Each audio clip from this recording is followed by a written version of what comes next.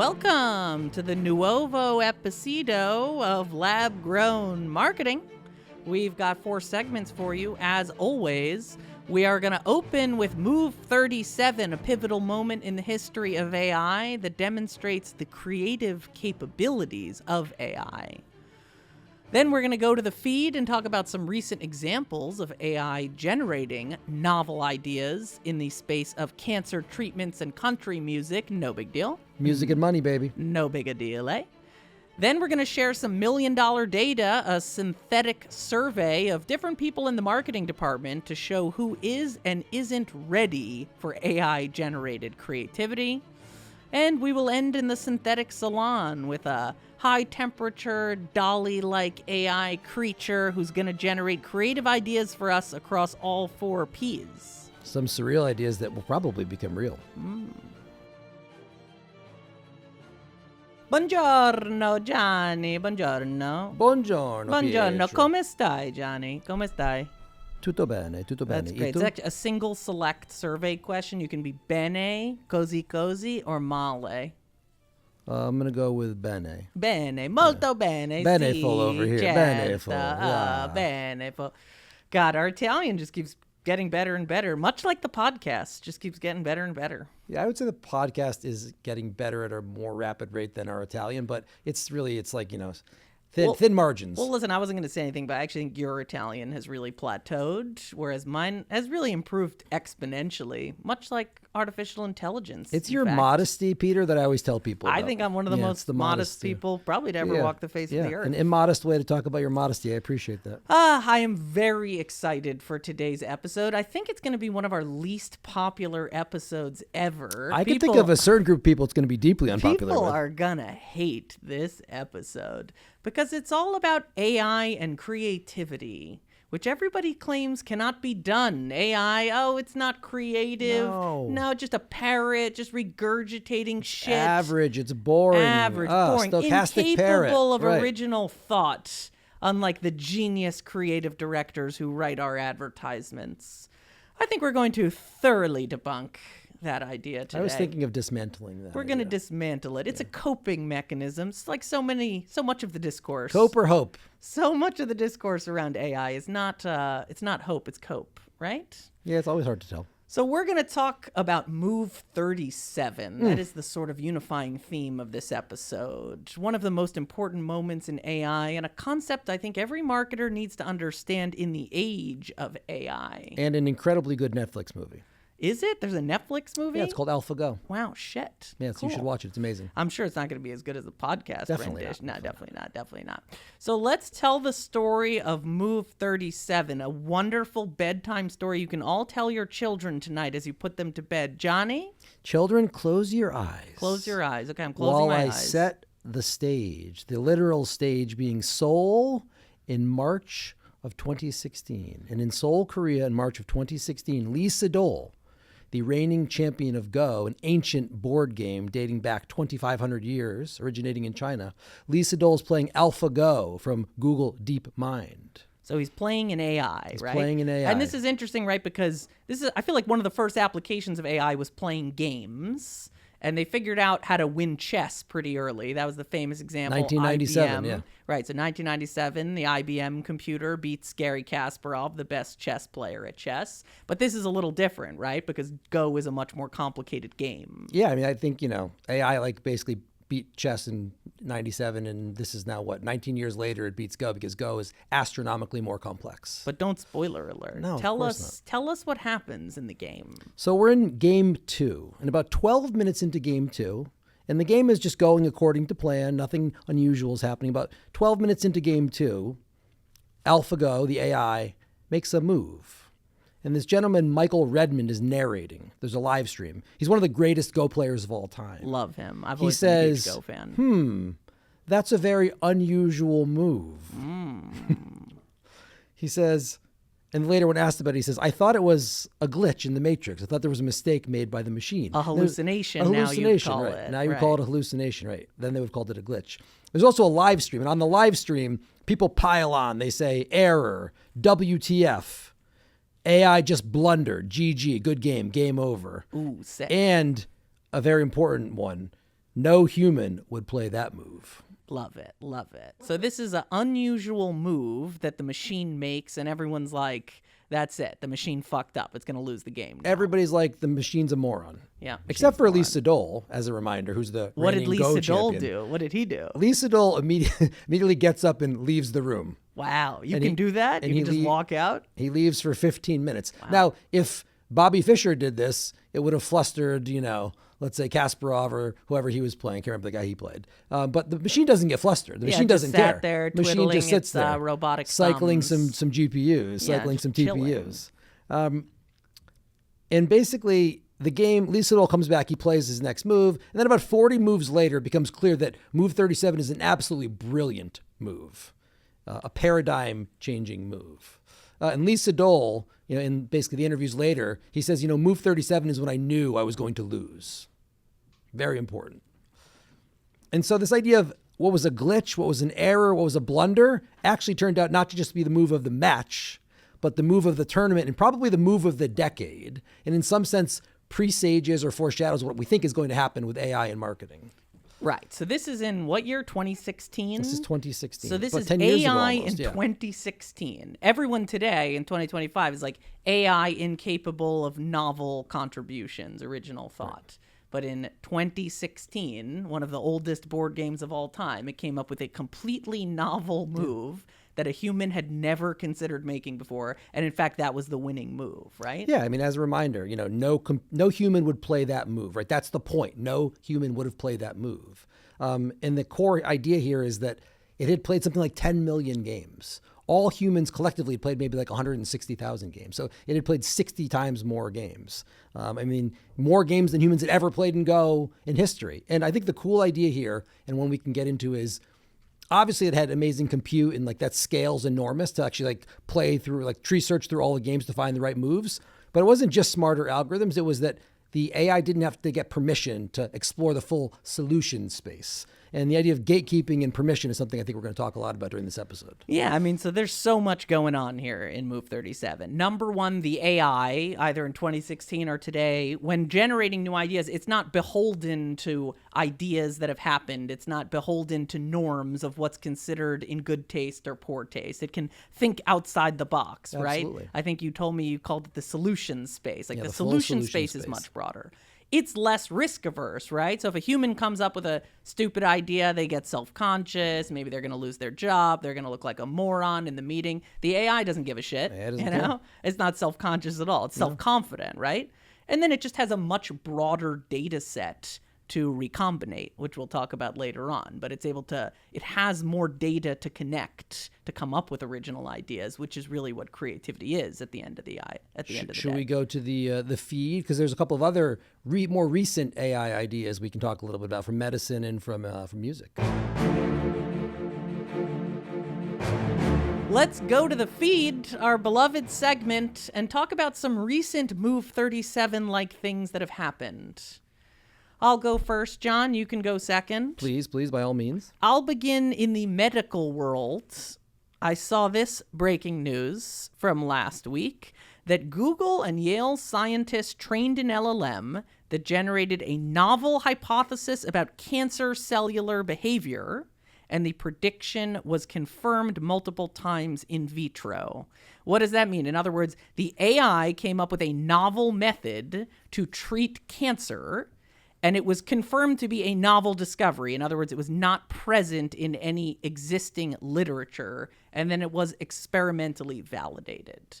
So there's a lot going on here. It's like, it can't be creative. Well, what do you call this? This is creativity. It's a novel idea. And the impact, can you think of a more high impact use case? It's treating cancer, for fuck's sake. And in your case, it's validated in vitro, right? It's actually happening in the cell, right? So the cells are proving that the hypothesis is novel and is real.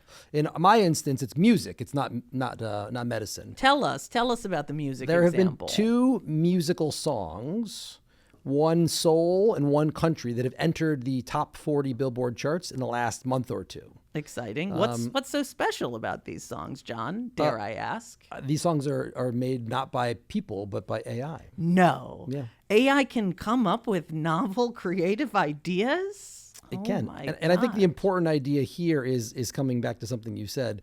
Like music is a place where there are gatekeepers. There are the labels, there are the DJs. There's a lot of taste involved. There's gatekeeping involved. Here, these are not on a label. They can kind of just get out onto Spotify, and then the market decides. And then the market decides, and then they end up in the billboard. So it's, again, once you remove the gatekeeping, these things, like either in the medical case, it's in vitro. Here it's on the billboard charts, right? It's like people are listening to it. And so we're seeing a lot of capability, I would say, that is very interesting and very novel. Well, it's very interesting because another coping mechanism, probably one of the other biggest coping mechanisms in AI right now, is that you always need a human in the loop. You know, yeah, the machine's good, but it's so much better when you've got a human curating what the machine is doing. Like, let's just go back to these examples. A human did not curate Move 37, right? There was no human in the loop. No. It was the AI in the lead. A human didn't curate the AI song. A human didn't come up with the novel treatment for cancer. You know, the example we gave early on in the season of the AI was better at diagnosing medical conditions than a doctor with AI. So it's very comforting to believe that this will always be better when it's the human generating the ideas. But sometimes the humans have bad taste. The humans would have never made Move 37, right? It was the fact that the robot could just play it live. That was the magic. There is an argument to be made. I heard a very smart marketer at a conference this past week say it's not humans in the loop, it's humans in the lead. And maybe there is the idea that a human is still programming or has the kind of decision-making power or taste to produce the songs, right? Either the soul or the country song. Maybe. I mean, Google is putting together DeepMind, which is playing the games. I mean, there probably are some doctors who are involved in combing through the hypotheses, but it's very much flipping who generates the ideas and then who selects the ideas. That's an important point. Yeah, listen, I guess I'm not trying to say you never need a human in the loop. I guess the point is you don't always need a human in the loop. You increasingly need a human in the loop less. Right. Which is a big change. It's a bit more selective. Yeah. Sometimes you need humans in the loop. Sometimes you don't, right? Yeah, I mean, for me, I guess the kind of interesting insight here is that, in particular, creatives are very resistant to AI. And in the music instance, like the gatekeepers are more threatened by the audience. I think there's an interesting insight in that. So what's the bada bing, bada boom for you, Johnny boy? Yeah, I think, in this idea around human and AI, I guess to me, it's kind of, I'm thinking more about the musical one in particular, because again, it's going to foreshadow what we talk about, but it's the idea that the gatekeepers are more threatened by AI than the audience. And I think if you think about that kind of, that kind of fear or concern, there's an interesting insight in there around who it's a complement to and then who it's a substitute for and why people are scared of certain things in AI. Yeah, I think the bada bing, bada boom for me is, if AI is incapable of generating novel ideas, how come it keeps generating novel ideas? How come AI could generate novel ideas in 2016? You don't think it can do it in 2025 when it's gotten exponentially more advanced? I mean, I almost feel like there are these examples out there, but you don't hear about them because people don't want to hear about them, Yeah, as you said, a human wouldn't have let the AI make Move 37. Right, exactly. I think a very interesting through line through all of this is the idea of temperature. And I think we should talk about temperature because one thing I've learned is that most people are not familiar with the concept of temperature outside of AI. And it's a very powerful concept that explains AI can be creative. And the way to do that is by controlling this idea of temperature. So what is temperature, Johnny? You want to give us a little explanation? Yeah, I mean, there's two ways to think about it. Like some people say it's 0 is a cold temperature, which means you're getting very kind of like no creativity, very like a lot of stability or a lot of consistency, but no creativity, low variance. That's low temperature. High temperature, which can go to 1 or to 2 depending on the system, that's a lot of variance, a lot of creativity, a lot of weirdness. So low temperature, safe. High temperature, weird. Right. So just to give an example, let's say you ask a low temperature AI to tell you a bedtime story.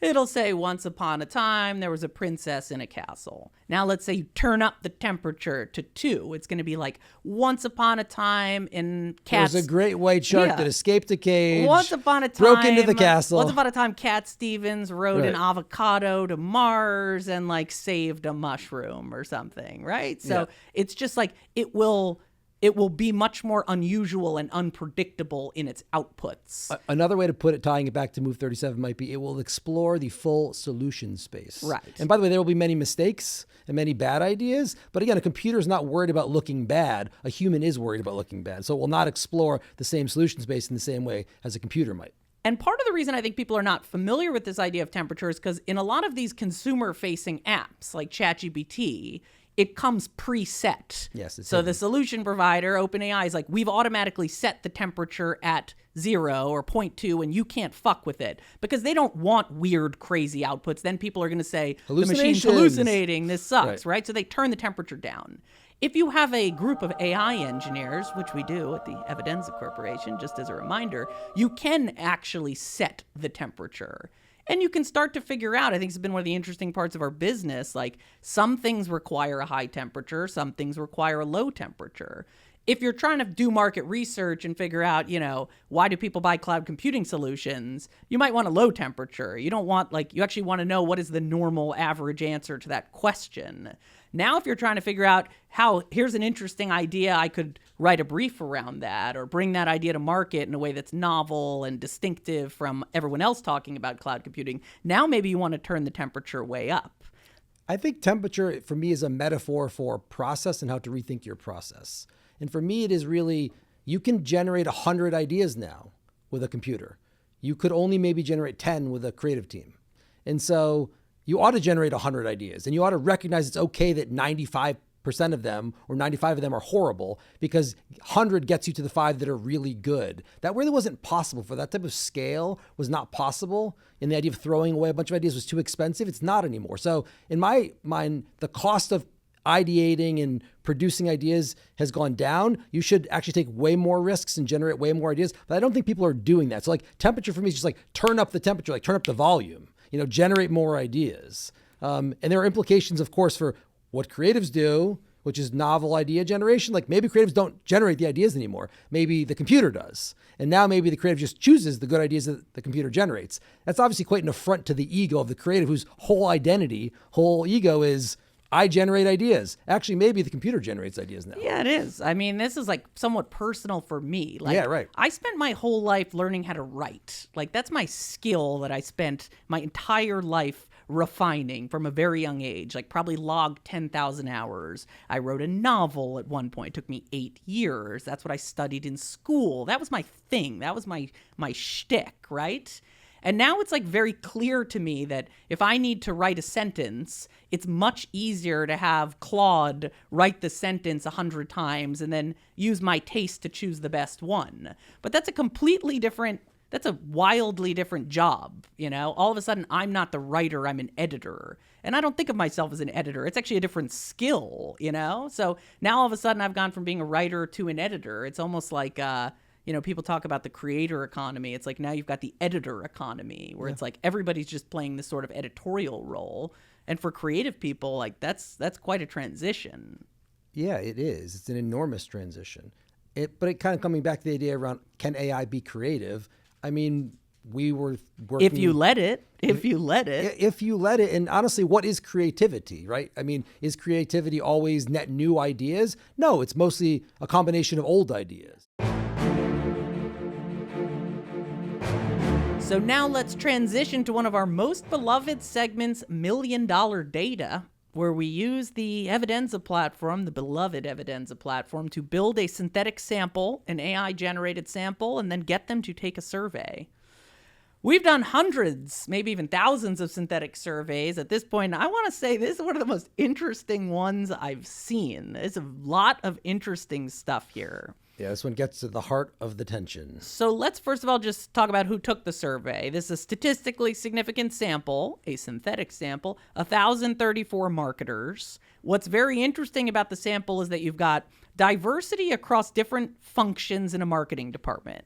So we've got some creative directors or people in the creative department. We've got some brand marketers, some performance marketers, some CMOs, some junior people, some senior people, B2B, B2C. So we got to really see some of the cross sections of how these people think about creativity and AI and what AI can or can't do. So let's talk about what are some of the most interesting stats or findings we had from this survey, which is exploring attitudes towards AI and creativity in the marketing department. My favorite one, Tell me. the most obvious one, the most in-your-face one is that creatives are 3 to 4x more skeptical of AI than brand marketers or performance marketers, right? And I think it's a little bit kind of interesting that, or maybe a lot bit interesting, that the people whose job is generating novelty are the least open to a novelty generating tool. Yeah, it's like they're so imaginative, but not super imaginative Not when it about comes to the AI, possibilities of AI, right? Nope. And I think there's like a very fun idea in here around, there's so much conversation in AI around taste. And obviously there's tons of conversation around taste in music or art or advertising. And creative directors would think of themselves as the stewards of taste and of judgment when it comes to making ads. And kind of, I think the core idea is that AI is basically threatening their monopoly on taste, right? And that is making them very, very nervous. Yeah, I mean, let's just be super blunt here. If your job is to generate creative as a human, are you going to like the idea that a robot can generate creative? It reminds me of 2 of my all-time famous quotes. Charlie Munger, R.I.P., "Show me the incentive and I'll show you the outcome." Perhaps said even more pithily by my close personal friend Upton Sinclair in the 1800s, "Don't count on someone understanding something when their job depends on them not understanding it." And my right? favorite economist, Tyler Cowen, creatives see AI as a substitute, performance marketers or brand marketers as a complement. Yeah, right? So it's like they don't want to make this work, and so they're not making it work. They're being economically rational. I wouldn't like a machine that is going to substitute for me either. Right. But that's just the creatives. I think what the survey revealed was a lot of very differing attitudes towards AI-generated creative in the marketing department. Who liked it, John? The C-suite liked it a whole lot. Tell me more about these synthetic C-suite The executives. C-suite was 2 to 3x more bullish than the ICs were, right? So senior people like it, junior people don't like it. And this is the wonderful line that Tyler Cowen times AI came up with. It was because the C-suite prioritizes profits over pride, right? So like they get the credit for increasing profits through productivity, through AI, whereas the ICs, they both lose their job and their pride. Right. It's kind of like if you're just a CMO and people just bring you creative ideas all the time and you choose the one you like and you're not really involved in the actual crafting of the AI, I think you're going to be very receptive to like, okay, now it's a robot bringing me these ideas. Like, I don't particularly give a shit how it was created. Oh, it was created much faster and much cheaper. That sounds pretty nice, right? They're the ones who have to steward the marketing budget. Yeah, I mean, you're right. They're essentially editors or allocators. So they are betting on ideas or they are funding ideas. They are not coming up with the ideas, generating the ideas. So they really don't have any sort of pride or any sort of problem with it, right? In fact, they see it as an opportunity to get promoted, to make more money. I mean, listen, that's it's what they see. incentives, right? They're the people who have to figure out how to make the marketing budget go further. The creatives couldn't Purely give less of a incentives, shit about that. Purely incentives. Performance marketers, I thought, was very interesting. Seemed like they had a totally different attitude towards AI. Yeah, this is a fun one to think through a little bit. Performance marketers, 48% of them were willing to say the prompts were no good, i.e. they were willing to say, I did a bad job. Right. When it didn't come up with a good output, it's because I fucked it up. It was my fault. Right. We can talk about why that is. Creatives, only 13% of the creatives were willing to say, my work was bad, my ideas were bad, my prompts were bad. So that's basically like 3-4x again. Performance marketers blame themselves, creatives blame the machine. And I think performance marketers, we talked about this a little bit, they're used to digital marketing. They're used to A/B testing. They're used to failing a lot to get to the right creative. Right. They're used to tinkering. Failure's a signal to them. Right. And the market or the feed is the signal that they get. The creatives, they don't get signal from the market. They get signal from judges, from other tastemakers. Right. And so they're not comfortable with anybody, especially a robot, who they don't think has taste telling them their ideas are bad. Also, performance marketing has always been a somewhat like bionic job where you're interacting with a lot of software and AI. Like you've got machine learning optimizing the media buy in real time. You've got CRMs and CDPs and DSPs and all of this shit, right? So like there's something inherently more, I would say, tech forward about the performance marketers than the creative department, which also is probably a factor here. But in the end, I mean, the performance marketer, their job is to get performance, not to generate ideas or win awards. Like there's a fundamental, again, misalignment of incentives that puts performance marketers, brand marketers, I think, at an advantage when it comes to adopting these tools. The creatives, I don't know how they're going to handle that other than it sounds like from the data poorly. Now let's talk about my favorite finding of all. I'm totally obsessed with this one. It's been keeping me up at night, right? Which is this idea of what do people think AI is good at? And I think what the survey said is 65%, as it relates to creative, think that AI's superpower is recombination. In other words, mixing and matching different ideas from the past to come up with a new idea. And yet, only 50% think AI is capable of originality. I just find this so interesting because I see this meme take place all over LinkedIn when creatives are up in arms around AI, where they're like, it's not creating novel ideas. It's not creative. It's just mixing and matching shit in its data to come up with new ideas. It's just like a smart parrot, right? And I'm just always sitting there looking at it, thinking to myself, like, that is what creativity is. Yeah. Creativity is the recombination of old ideas. I mean, everything is a remix, right? That's all. It's been a meme for a long time now. Should you need any proof, let me just give you 3 quotes from 3 very famous creatives and friends of the podcast. First of all, Steve Jobs. You remember Steve Jobs? Mildly. Yeah, he ran a moderately successful hardware company. He said, creativity is just connecting things. Picasso, also a big fan of the pod. Good artists copy, great artists steal.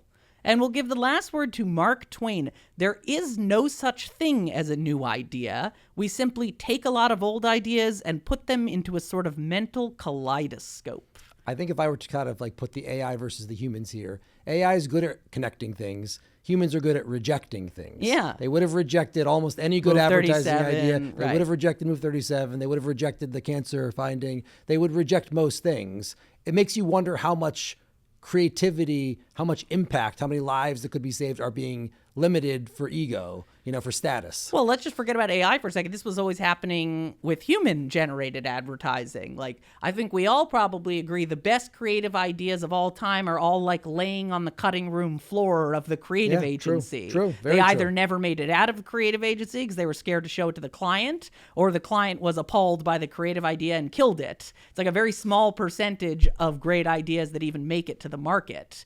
And this is the point you made earlier of like, as the gatekeepers go down and the AI can just generate creative itself, feed it right into a, digital platform, get performance data, optimize it. All of that's going to change. You're actually going to see better ideas seeing the light of day than you ever did when the human tastemakers were standing in the way. There's a funny idea called play stupid games, win stupid prizes.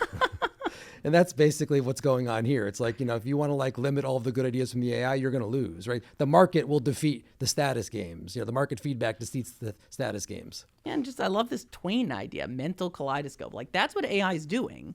And it's obviously going to be better at recombination than a human because it has a much broader data set. Like, how many novels have we read in our lives? I don't know, like 50, 100? Yeah, how many novels has the LLMs read? A great creative has read maybe a couple of 100 books and has worked at a couple of agencies. AI has read all of the books and worked at all of the agencies. Yeah, how many great ads has a creative director seen?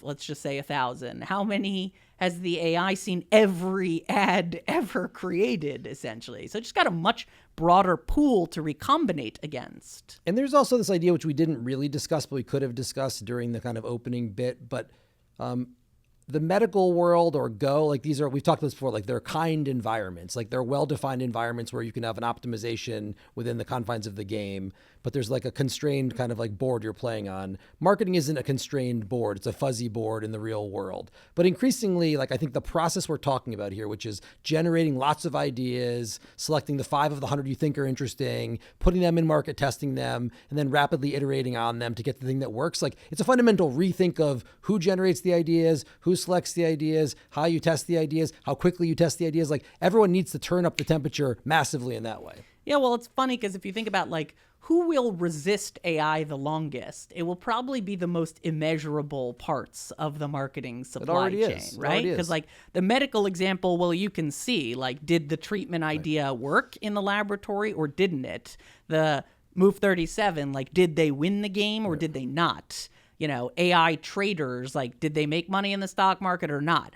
Brand marketing, especially, hard to even know if it's working in the first place, which means it's going to be much easier to resist AI-generated creative than performance marketing. But there's an important point here. It is not capability; it is measurability. Right. And I would think a lot of the work we do, like the ABLE framework, stuff like that, which is like attention, branding, linkage, equity. You're starting to bring measurable metrics to previously immeasurable ideas or unmeasurable ideas. So like that's the job now, is to use AI to understand the rules, the laws of growth, the marketing science laws, and take those laws, bring them into scoring your creative. And as much as creatives don't like it, score the creative, measure the creative, and then optimize the creative. That's the new game. I mean, I love that it makes brand marketing measurable for the first time in some sense. Well, there's also a trippy idea there, which is like, yeah, you could say the humans are editors, they have good taste, but do they have good taste? Like, do they even know what to look for in an idea? Or will the AI actually do a better job identifying good creative with the right metrics? Like, is this well branded? Did this get attention? Is it linked to relevant purchase occasions? Like, the AI actually may have better taste than the creative director. I mean, in some ways, you could say Mark Zuckerberg hired this guy, Jan LeCun, in 2013.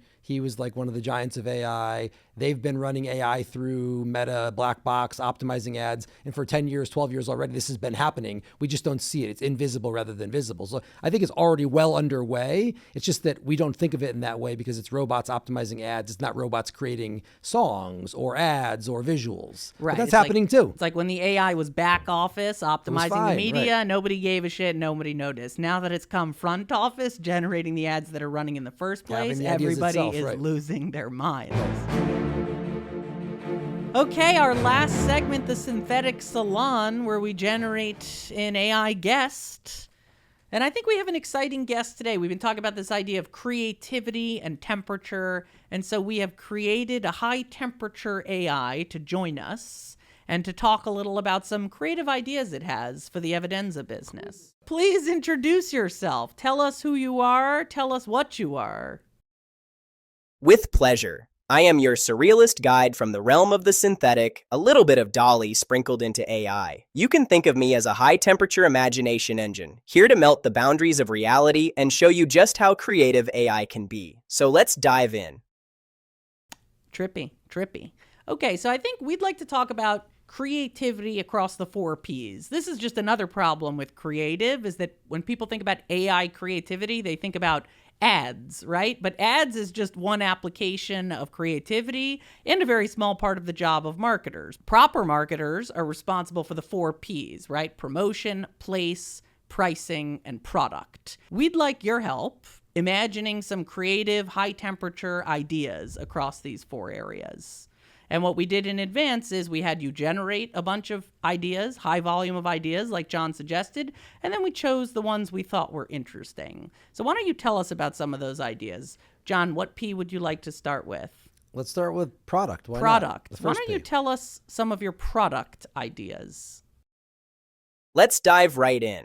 Think of me as your creativity catalyst. For the product P, we imagine something we call the counterfactual chamber. It's basically a high-temperature tool that lets you spin up synthetic futures. In other words, you can test tomorrow before it happens. So you drop your brand to a world where maybe attention spans are 3 seconds, or where trust in AI is double what it is today. And you see how your product thrives or evolves. It's like a future rehearsal for your product strategies. Very good. Counterfactual chambers. Love counterfactuals. Yeah, I mean, I think this is a genuinely interesting idea. Yeah, it's scenario planning. It's scenario awesome planning, yeah. right? Great. And going back to the Move 37, like it will imagine more scenarios than a human could, and it can imagine the interplay of different factors to understand how a brand will perform in different scenarios. Simulate in silicon, monetize in market. That's great. Why don't you tell us your promotion idea? I think Johnny's going to love this one.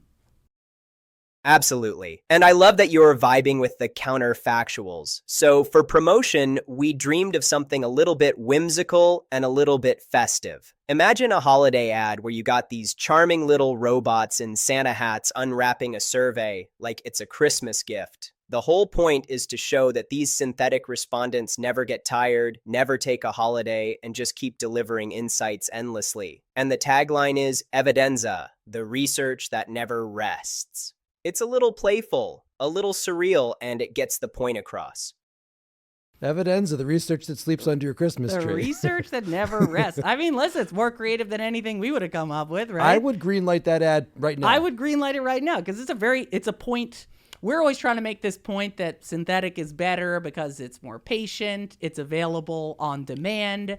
You know, you can't actually survey real humans around Christmas time because they're all on vacazione, right? But this promotional idea basically be our way of saying, hey, the research never rests. We probably need to make that ad in all seriousness, and we probably need to do a 12 Days of Christmas, and that could be one of the 12 ideas of Christmas. Great. It's great. We got the best creative director in the world working here now on she's the podcast. 2 for 2 right now. What else does she have? 2 for 2. Yeah, tell us what else you have. Tell us about your pricing idea.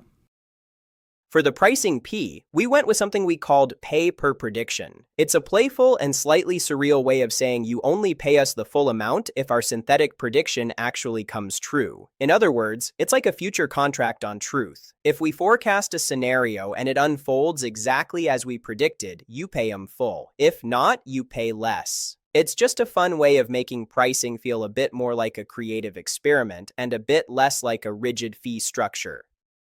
What I like about this is prediction markets are super hot right now. Both Polymarket and Kalshi raised a bunch of money. Robinhood's rolling out prediction markets. So prediction markets super hot right now.